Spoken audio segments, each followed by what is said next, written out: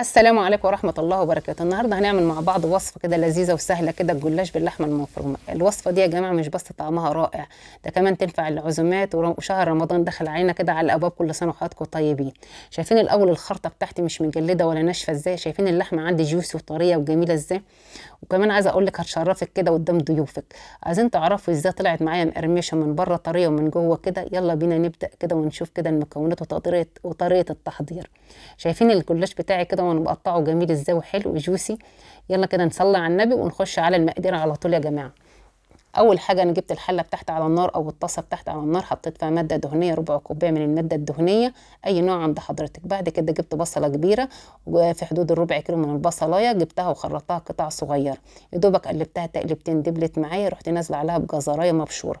الجزره المبشوره هنا يا جماعه دورها مهم جدا، بتخلي هنا بتلعب دور مهم، تخلي الجلاش معاكي باللحمه مسكر وجميل جدا. وده السر اللي مش بيقولوا عليه بتوع المطاعم، ان الجزره دي بتتفاعل مع البصله وتدي ماده سكريه، يعني بتنزل كده السكر مع البصله.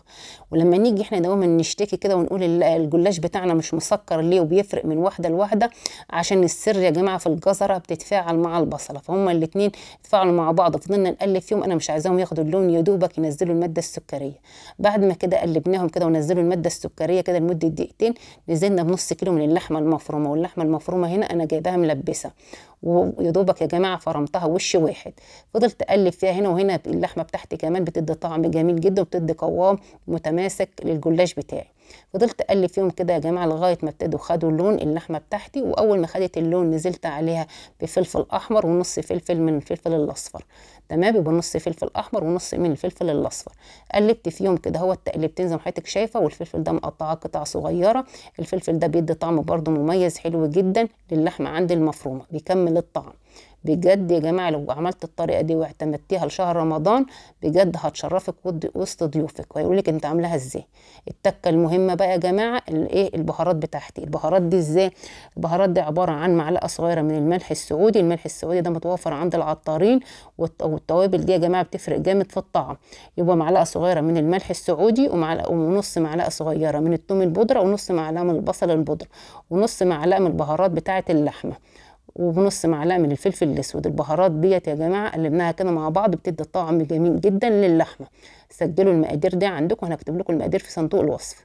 بعد كده فضلت اقلب فيها كده تقلبتين، ونزلت بعد كده بربع كوبايه من الشوربه بتاعه اللحمه.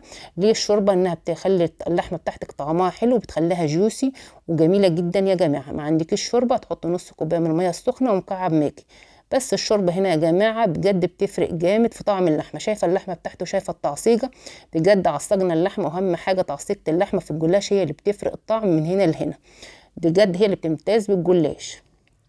بعد كده جبت بقى الزبده بتاعتي اللي هي الماده اللي هي الدهنيه اللي انا هبتدي اعمل بها الطبقات بتاعتي. نص كوبايه من الزبده وربع كوبايه من السمنه البلدي، جبتهم وسيحتهم على النار، اللي هم كوبايه الا ربع من الماده الدهنيه. نص كوبايه من الزبده وربع كوبايه من السمنه البلدي. اكتب لكم المقادير في صندوق الوصف. سيحتهم على النار، وبعد كده جبت الصاج بتاعي دوت 30 في 40، خد معايا نص كيلو من الجلاش، لفه جلاش. تمام. انا بحط يا جماعه 7 ورقات، بين السبع ورقات ديت بدهن سمنه، طبقات من السمنه لازم يا جماعه. طب ليه؟ انا عايزه اقول لك ان الزبده هنا الاول بتلعب دور، بتخلي طعم الجلاش يبقى مورق وجميل جدا. فلازم ان انا ادهن بين كل ورقه وورقه ادهن سمنه. والسمنه بتاعتي هنا كوبايه الا ربع من السمنه اللي هي الماده الدهنيه، مش كتيره. تمام. ليه الزبده؟ خلي بالك هنا دايما بنشتكي وبنقول ان الجلاش بتاعنا بيطلع مجلد عشان انت مش بتديله سمنه كفايه. تمام. انا بكرر تاني، الجلاش بتاعك بيطلع مجلد الجلاش باللحمه عشان انت مش بتديله كفايته من السمنه. فاحنا حطينا السمنه كوبايه الا ربع، يا دوبك خدتهم يا جماعه. وبنرش وبندهن كده بالفرشه. واهم حاجه السمنه بتاعتنا ما تكونش سمنه مجمده، عشان لو سمنه مجمده واحنا في الشتاء يعني جامده هتاخد منك سمنه كتيره، الجلاش هيبقى طعمه مش حلو. فانت اهم حاجه تسيحي السمنه عندك، عشان لما تسيحيها تعرفي ساعتها تمشي الفرشه معاكي وانت بتدهني، ومش هتاخد منك سمنه كتيره. تمام.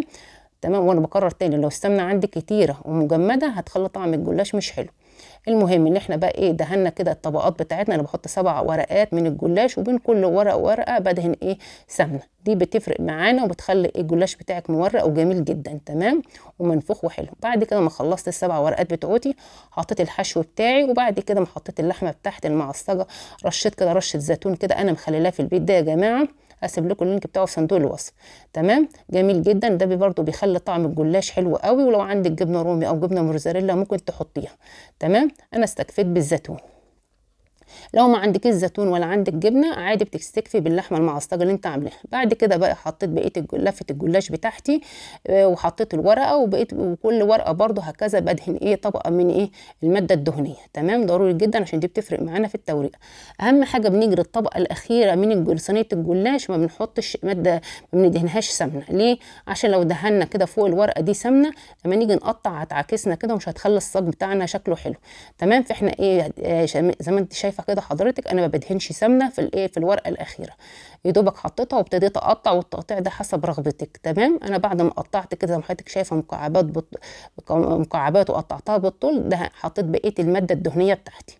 دلوقتي بقى يا جماعه دخلتها الفرن درجه حراره 200، هتقعد معايا 10 دقائق في الرف الاوسط. بعد كده قلت اعمل معاكم التوبنج، عباره عن بضايه وسنه بسيطه من الفلفل الاسود. فضلت اضرب فيهم حلو لغايه ما اتاكدت ان البيضه اتخفقت حلوه يا جماعه، زي ما انتم شايفينها بقت سايله وحلوه. بعد كده حطيت كوبايه الا ربع من اللبن، وحطيت بقى ربع كوبايه من الشوربه. والشوربه هنا يا جماعه بتدي طعم حلو قوي للجلاش باللحمه بتاعنا. واحط بعد كده نص معلقه من البهارات اللحمه بتدي طعم حلو جدا، ونص معلقه من الباكنج باودر. الباكنج باودر بيعمل ايه هنا؟ بيخلي الجلاش بتاعي مورق وجميل جدا، وبينفخه بخليه جميل جدا يا جماعه. فضلت اقلب في الخليط دوت كده لغايه ما الخليط بتاعي الشوربه واللبن والبضايه دابوا مع بعض وبقى الخليط سائل. بعد كده طلعت بقى الصاج بتاعي، كان اللون ده البيج ده اللي انا عايزاه. قعد معايا 10 دقائق. في الوقت دوت قبل ما تحط خليط السائل، لو انت عايزاها مقرمشه يبقى خلاص، لكن انت بقى عايزه تخليها طريه ومورقه وجميله، حط بقى الخليط ده اللي هو الشوربه واللبن وخلطيهم كويس وحطوهم افرديهم حلو فوق الجلاش. بعد كده ما اتشربت حلو دخلناهم الفرن كمان 10 دقائق لغايه ما ابتدوا ياخدوا اللون. اهم حاجه ياخدوا اللون معانا. بعد كده طلعتها ورحت راجعه تاني مقطعه التحديد اللي انا كنت محدده بتاعي بالسكينه.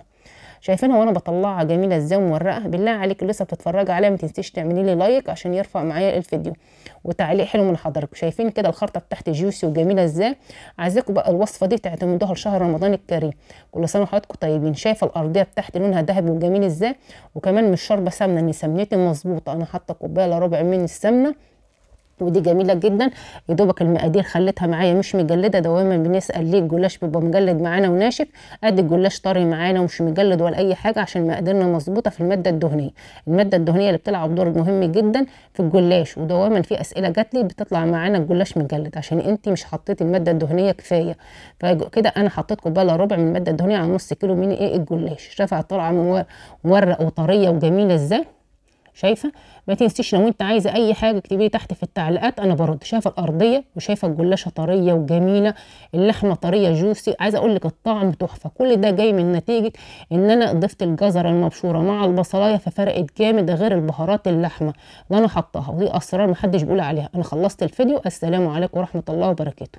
اتمنى الفيديو بتاعنا يعجبكم.